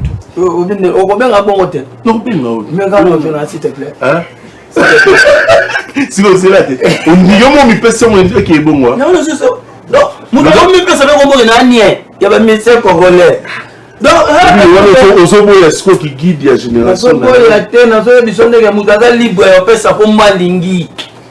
Et puis mon tout temps on mi pèse comme on a ayebi ba force na ye, ayebi na ba faiblesse na ye. Comme on a comme mon tout temps on appelle ça moi ayebi. Et l'union soki mon ami pèse comme on a te bo bomae, bo ba même banga pa mi pèse comme bah tu peux non sauver pas obligé te payer on dit mais il y a mi pèse né. Alors, il sera demain dimanche au village Chetimba. Mais nous profitons de l'occasion puisqu'il a parlé d'Ia Willy Moucheni, le véritable code d'Amboko. Depuis qu'il est le quand on parle de 243, qui rappelle également le 243, pourquoi?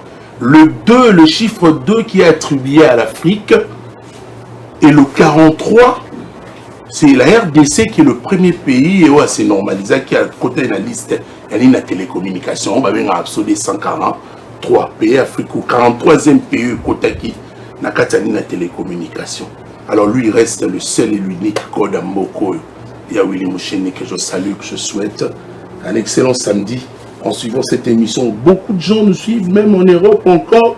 Trésor Modi Digital depuis Paris à Otalabiso. Ruben Chebe de Bruxelles, Grand Masolo. Merci de suivre. Depsi Mbimba, les grands partenaires. Donc, merci à vous également de partager ces bons moments de la télévision. Hugues Binafilé. Dans le baillon tout à l'heure, depuis un certain temps, je suis objet de problèmes à tout moment. On voit un problème, Kabatou. Le tout dernier récent problème, il y a eu une tractation guéguerre au Saranate. Il y en a ancien animateur à Kofi Olomide, Trésor. Qu'est-ce qui se passait, Hugues? Après tout, on cherche encore sextet, banini, marmebele, pele. Hugues, qu'est-ce qui se passe au juste à travers cette histoire avec Trésor? Déjà, merci de la question. Il y a tout le monde aussi professionnel.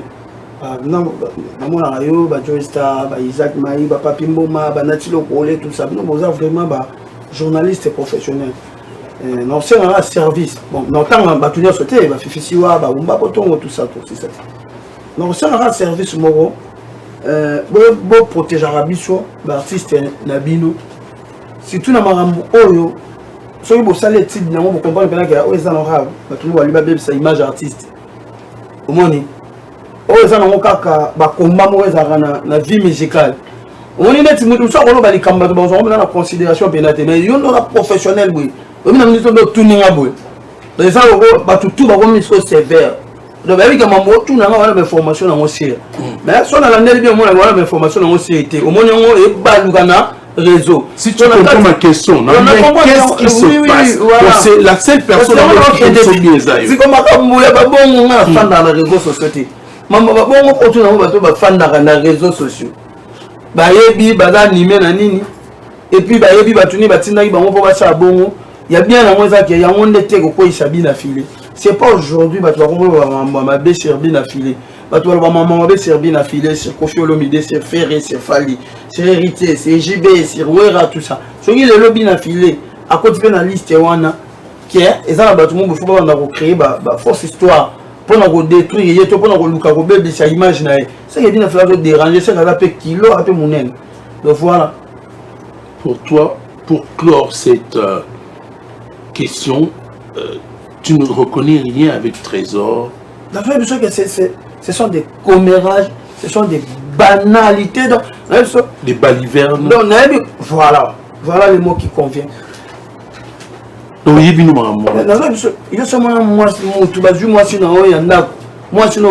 au fond, dans les réseaux sociaux, on a l'État. Seulement, ça va pour l'État. C'est beau. On comprend la seconde. C'est aussi une idée. Les réseaux sociaux, notre photo, c'est protégé. Et ça, on comprend. Nous sommes animés, na mauvaise foi, tout le monde va t'indiquer, le bas, pour tout le monde, détruire l'image, j'ai bien affilé. Alors, nous avons un problème directement. Il faut protéger, payer, comprendre tout ça. Parce que ça, réellement, il faut chaque jour. Les réseaux sociaux restent, restent le média non contrôlé.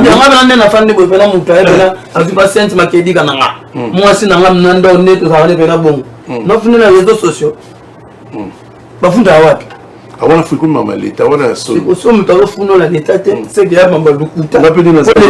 C'est fan dans la preuve.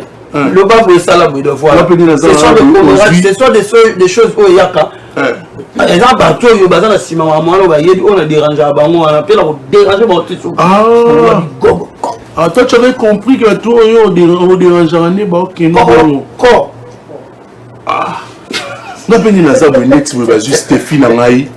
Le tété kapinga mère à boubou ngai yeto faut l'état bateau me batinda gende. Ah.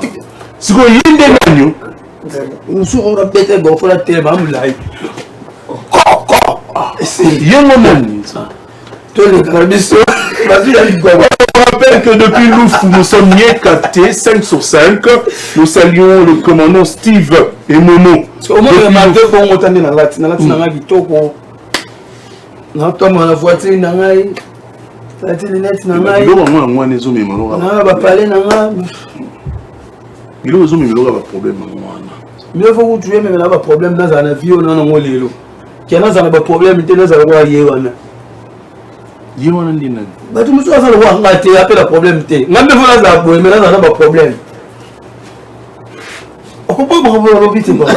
Il faut comprendre. Je suis président de la République. Tu bêtes. Ah, pas de problème. Ma président. Après, pas de problème quand on fait un président. Mais c'est quelqu'un qui sait gérer. Voilà, mais ça peine pas de problème. On va tout bouquer la caille. Voilà. Alors, le problème, on va tout bouquer la caille. Après, on va se soucier à un repos dans Mboka. Mais qui président n'a pas de longue été. Si on a un président, on a Fatina Bisso Yakala.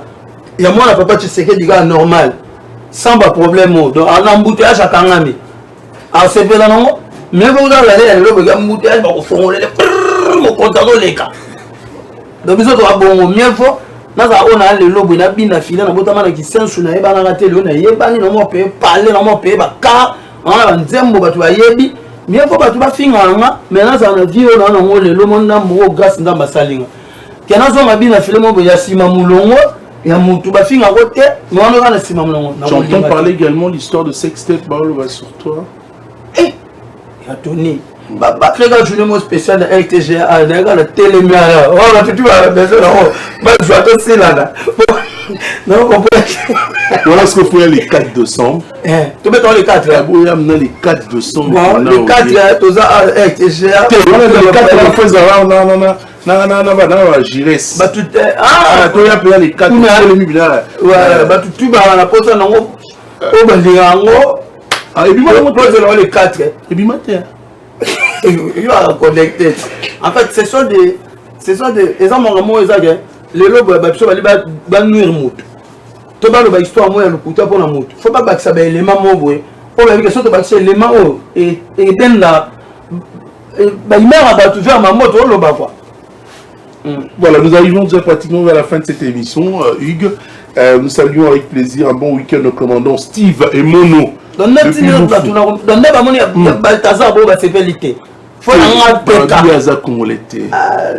y a eu un succès, mais pas tellement. Donc, nous profitons pour dire aux millionnaires en franc congolais, le boss et Luca.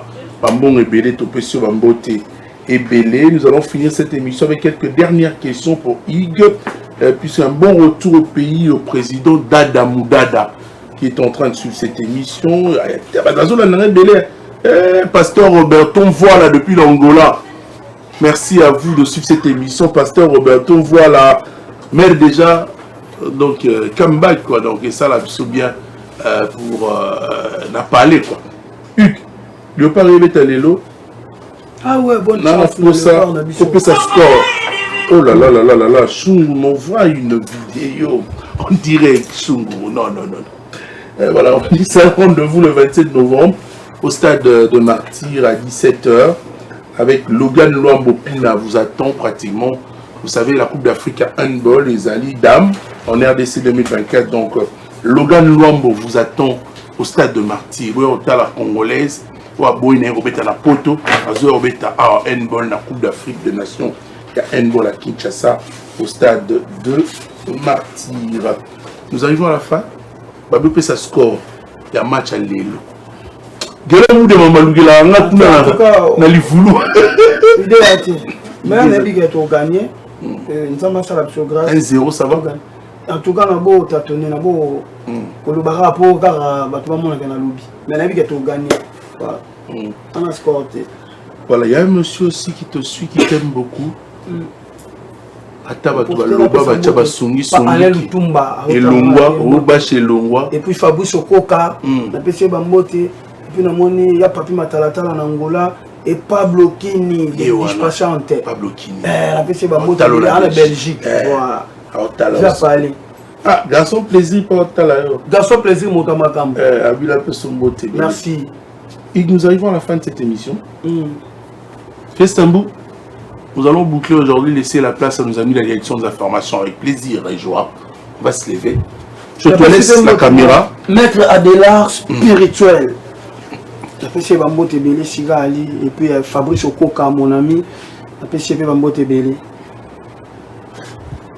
Il faut dire, nous sommes à la fin de l'année déjà. On a tiré nos caméras pendant 1 minute. Dire le mal dans la culture aujourd'hui et le bien. Nous avançons pour fêter la rumba congolaise bientôt. Ma béni aux hommes a l'évolution de la musique d'Abso. Talaka Kabaya Bwebu Kabosaka. Okena Olukokobenda Kabose Makambu. Outaka voyage ouye. Opesini Mongo. Olobenda Kabose gaz. Kabose Kenda Kunda Osoki. Ah, papa Kamoto dans les réseaux sociaux. Quel est le message que il peut dire? Le message, il y a malade, il y a un grand épisode avec l'histoire. Là, tu vois, on a fait bien avec Antoine. Comme ça, les Kimingaï à Paris. Et ça, on dirait rien à voir.